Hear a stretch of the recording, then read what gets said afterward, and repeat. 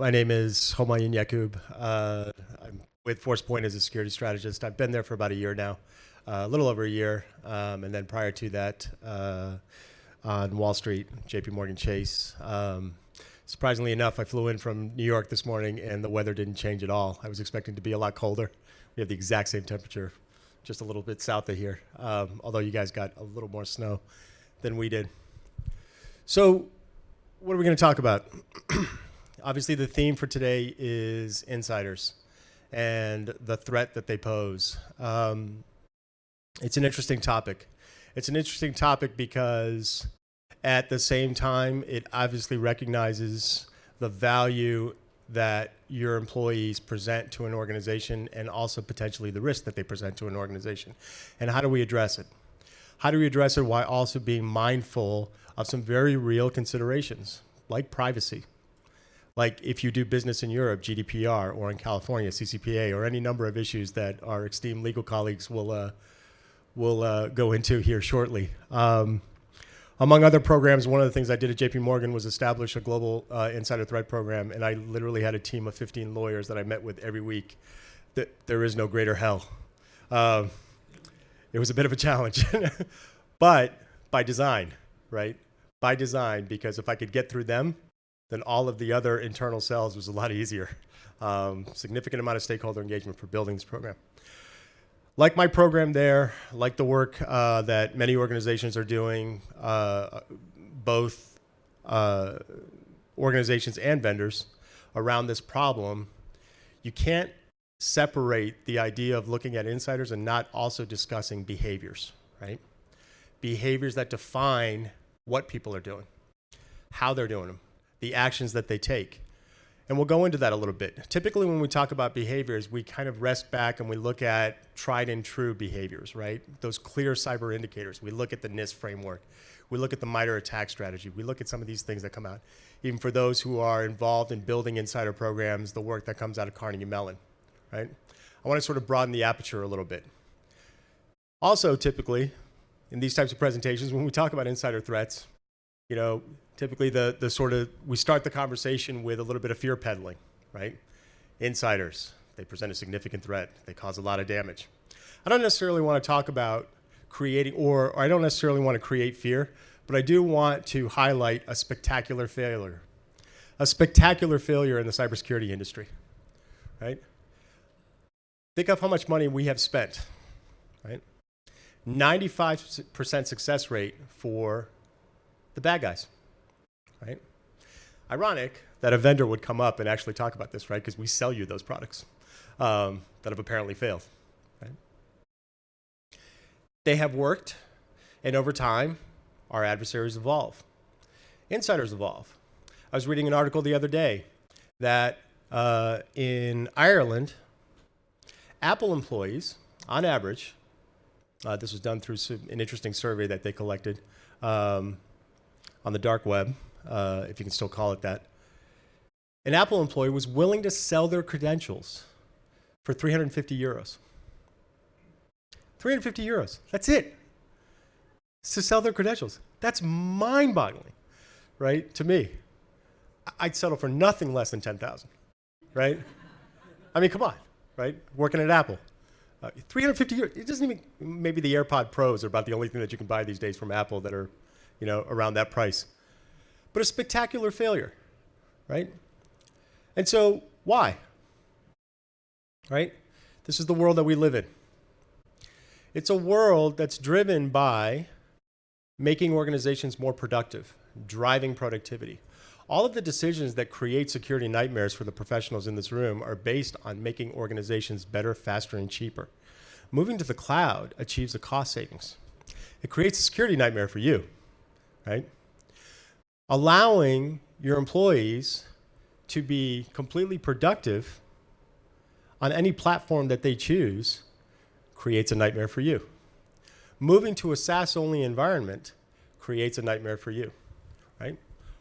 It is an incredibly complicated environment. We used to have a very easily defined space. We called it our perimeter, defined by our own network inside our own environment. No longer exists, right?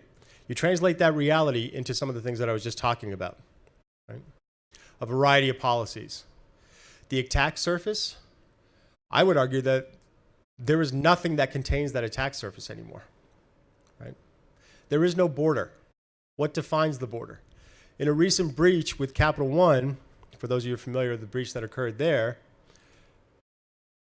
Amazon, their cloud service provider, AWS stood back and said, well, it wasn't our problem. We hold the data. Our data is secure. How your employees access the data is your problem, right? It's an interesting argument. I'm not sure how long or how durable that argument will be in the coming years, right? But it clearly defines an interesting landscape. I can sit anywhere in the world, to include being on a plane, and remain productive and have access to sensitive data. I was in Milan 2 weeks ago, no disruption to any capability. And nor did anyone realize I was in Milan 2 weeks ago because they were scheduling meetings at 2 and 3 in the morning, Italy time, right? Which I completely ignored by design. So, but this is the world that we live in, right? This is the challenge.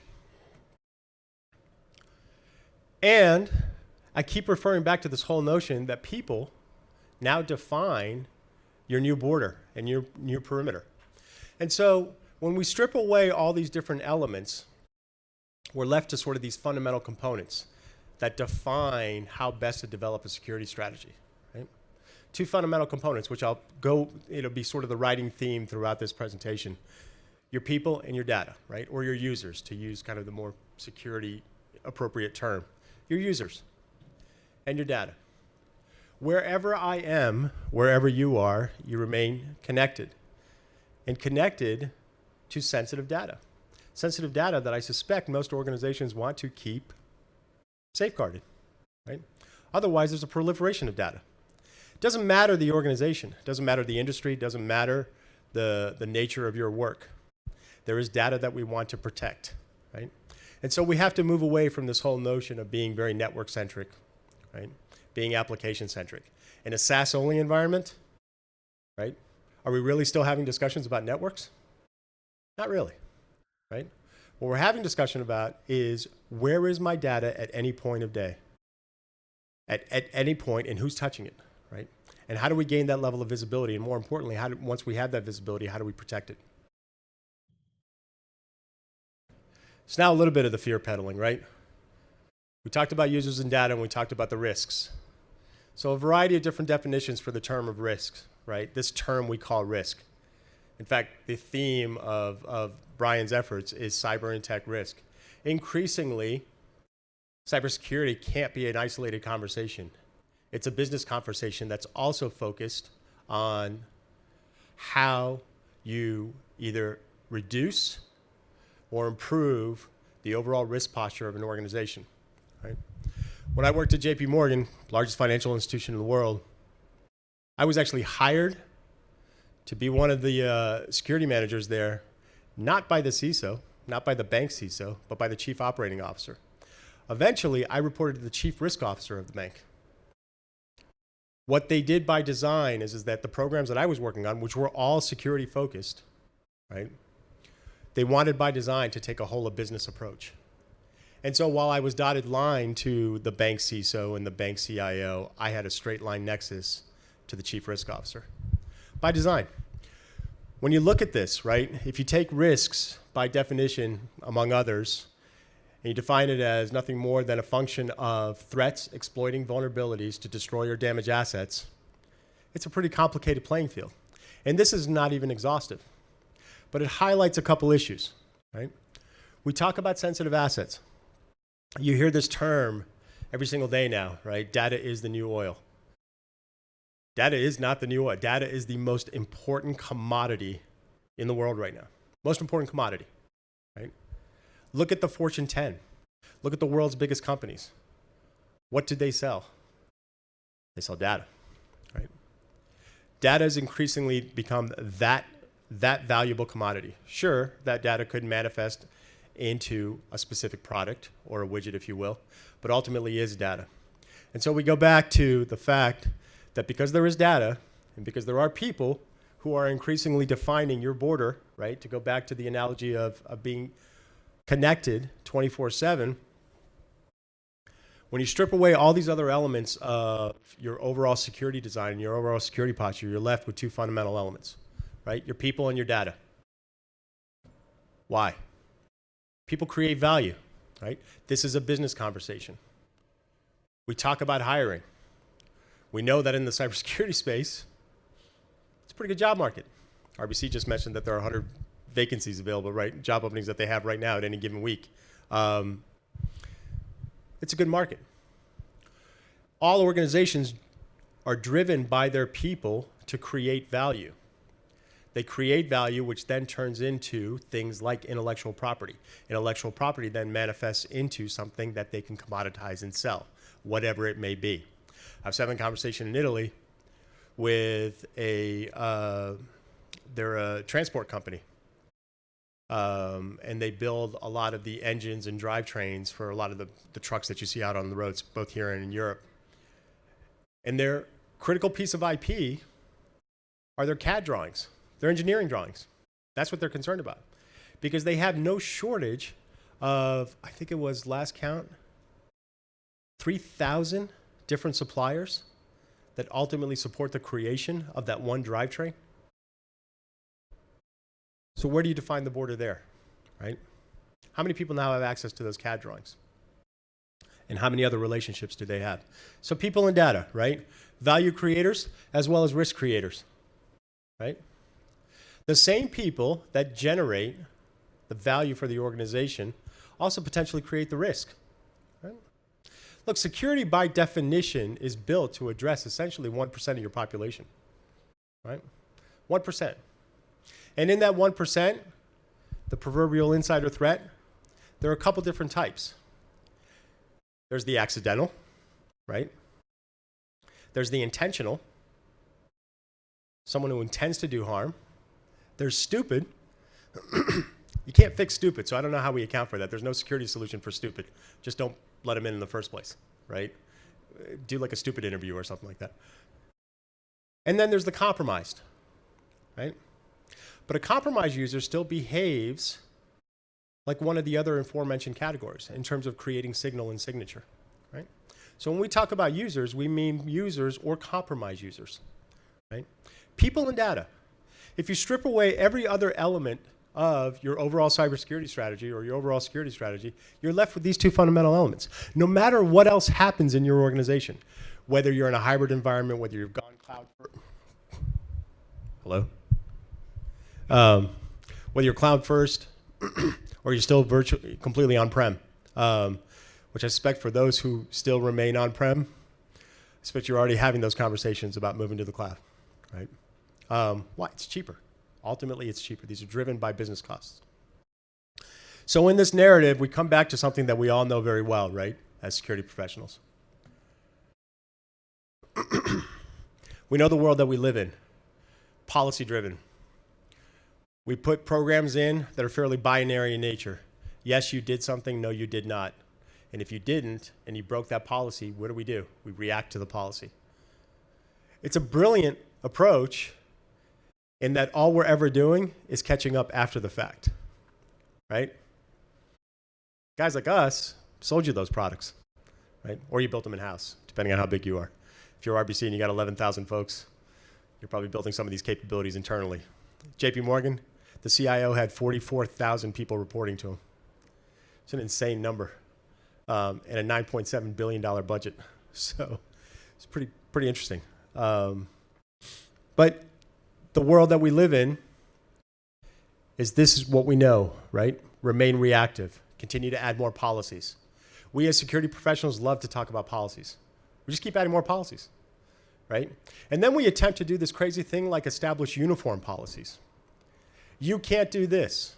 The one I always love within the DLP space and the data loss prevention space is we start to notice a whole bunch of outbound emails going out, large file attachments, and we decided to put a universal rule in place. Policy. No external emails to personal email domains. 30 seconds later, you're getting calls from, I don't know, everyone in your organization. HR probably first. How do we hire people? Right? Customer-facing people, if you're customer-centric. How do we talk to our customers who are on their Gmail? Oh, you don't, because we have a universal policy in place. No. the policy doesn't work, right? And it's also after the fact because it's binary by definition. So how do we become more proactive? The key elements are there, right? How do we automate some of this? How do we ensure a consistent response? Automation also addresses some of the concerns that our legal colleagues would bring up, right? Around potentially when we start talking about privacy, when we start talking about behavior, the potential implications for profiling, the potential implications for undue monitoring or overly severe monitoring of some employees versus others. And so how do we address that, right? And we'll talk through a little bit of that. And then how do we become adaptive, right? I'm borrowing some of this vernacular from folks like Gartner, IDC, and Forrester, right? How do we develop and understand risk through more of an adaptive model rather than a fixed binary policy-based approach?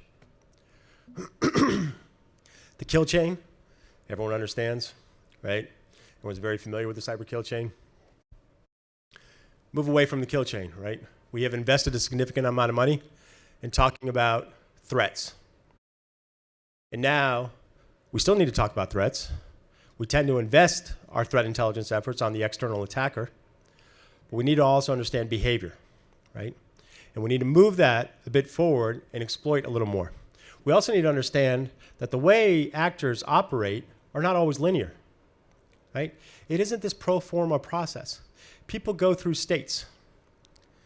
And states are something that I can geek out in at another time because it's kind of interesting. But people operate in a variety of different ways. Someone could come in and just be angry. They already have access, and they decide that they're going to exfil a significant amount of data, right? They don't have to go through this process. It can just happen, right? And yet, we rely on the cyber kill chain as a way of developing our security approach, right? And our security standards, excuse me. By putting a bit more of emphasis on behavior, we now have the ability to add this important element in understanding how our people interact with our data. We start to add context. And now, instead of just dealing with known violations, we start to become more risk aware. And risk awareness allows us to do what any organization, ironic that we're sitting in a financial organization who lives and dies by this all day, allows us to hedge, right? And get ahead of the problem. Right?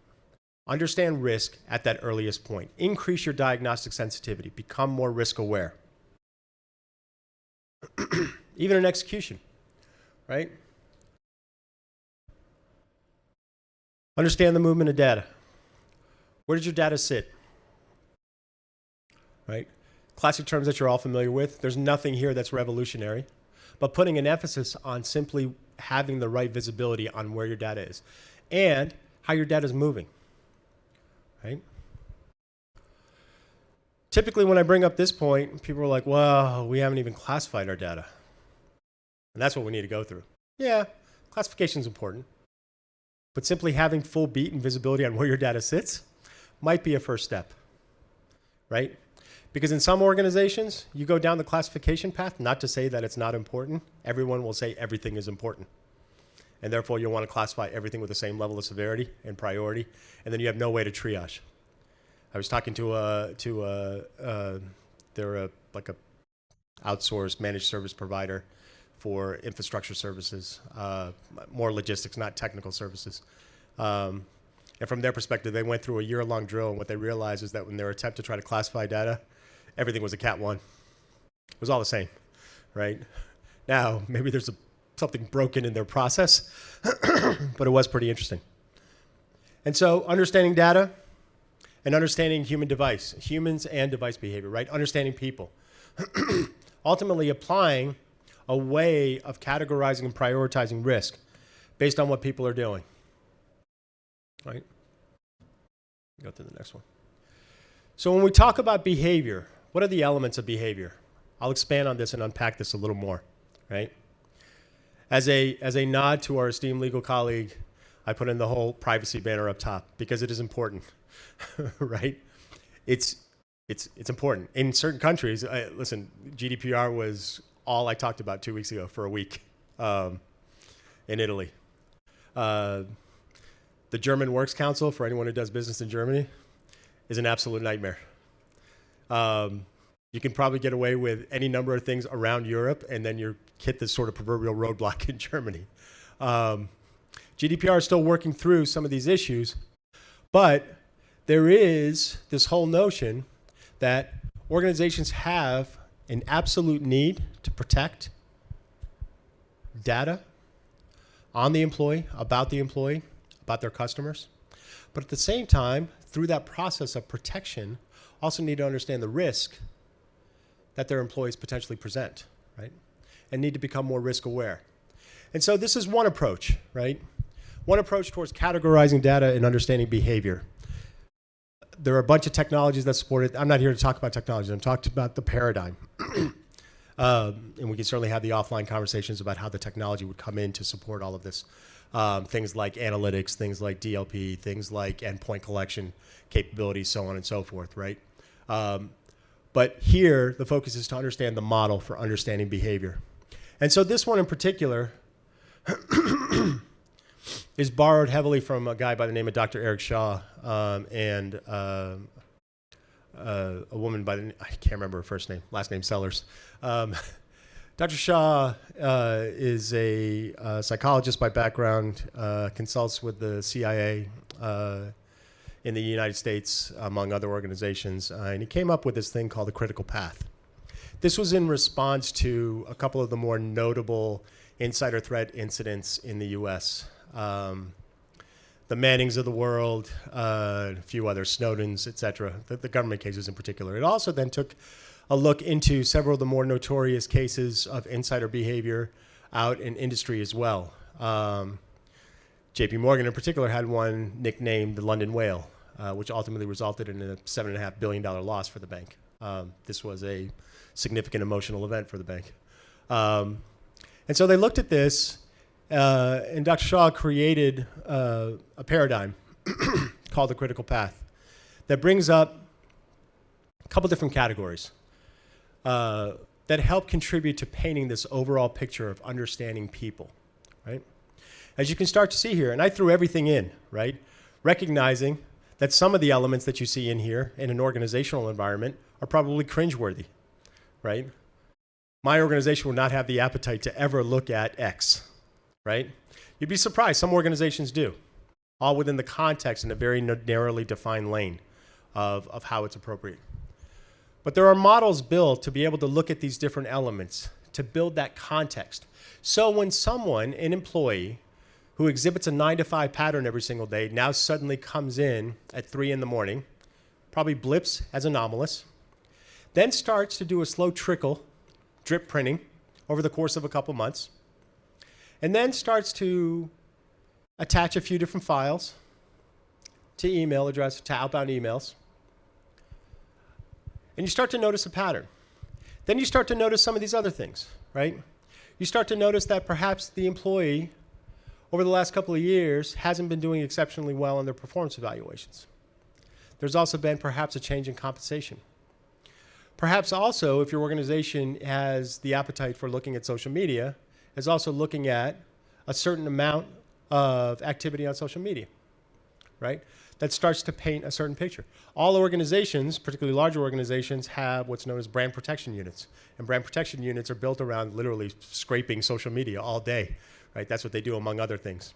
And some organizations are looking at how they leverage that to be able to understand how they contribute to this overall risk file. Where we typically, as security professionals, understand is that concerning behaviors, right? These are those known violations within our security environment.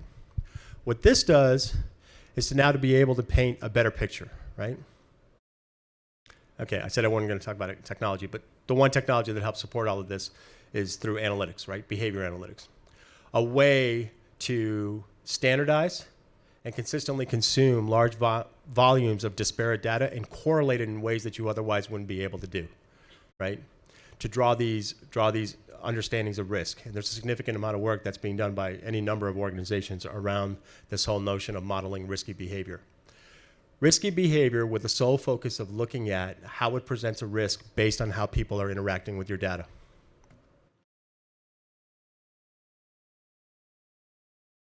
Take a sophisticated actor model, right? I just throw this in as an example, right? Do they work for you?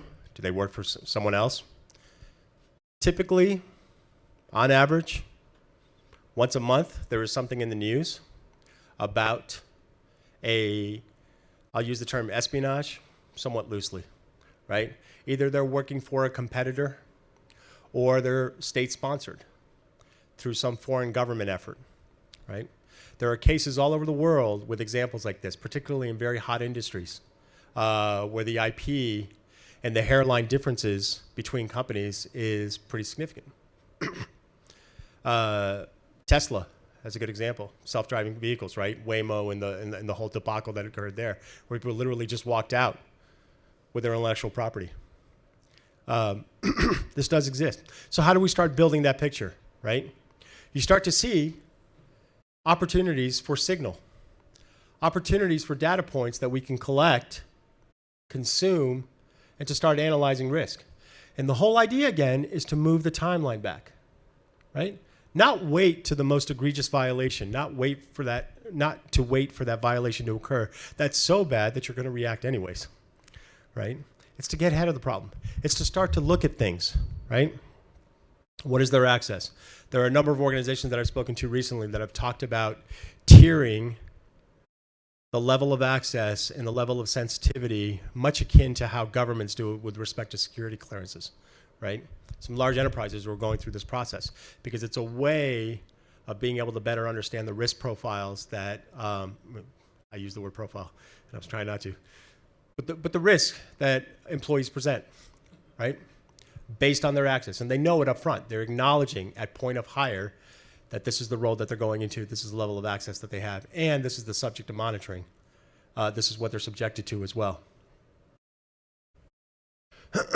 So we talked about behavioral intelligence. We talked about a model, a fairly well-established model that's being used by a variety of different organizations, born out of the government, but increasingly being used in the private sector as well.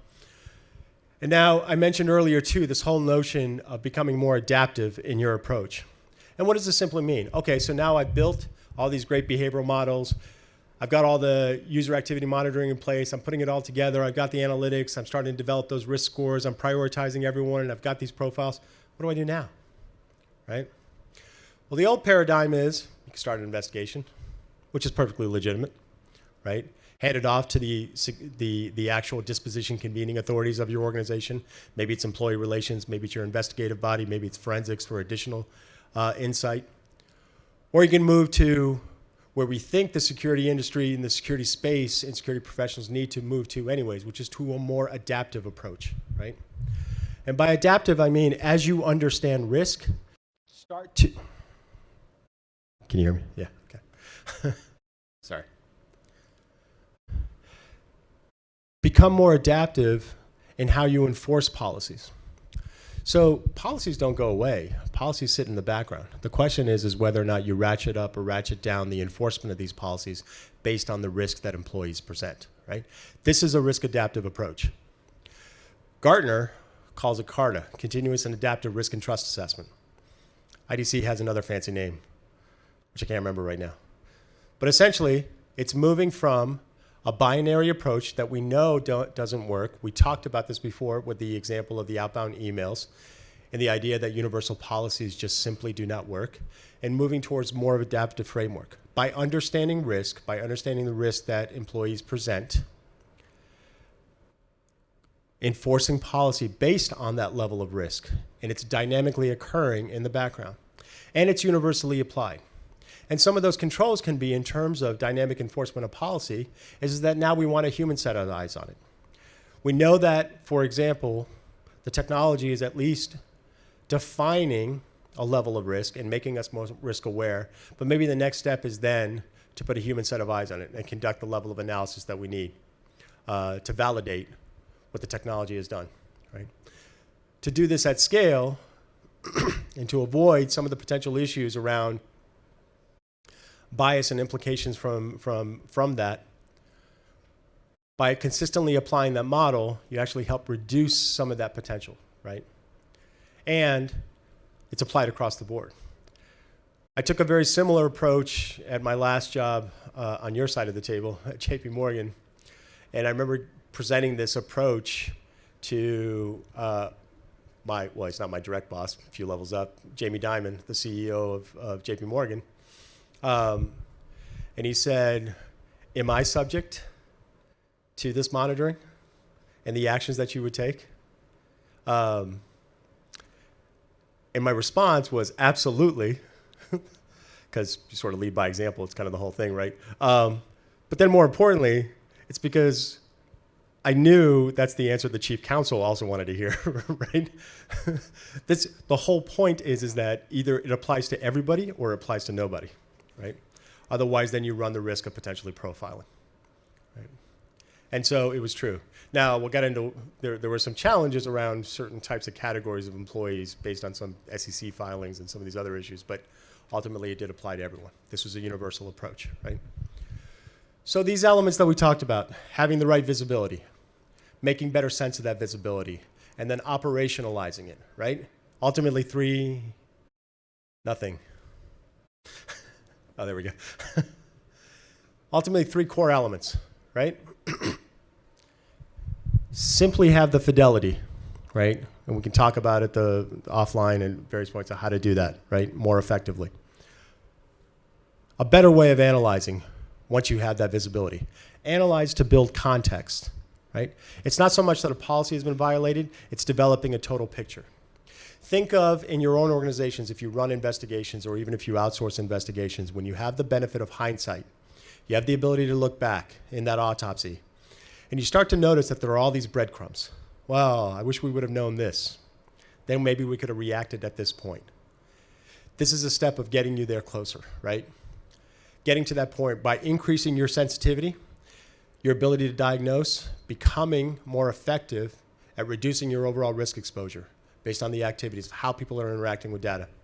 And then ultimately operationalizing through this adaptive approach that I mentioned. That's it. There you go.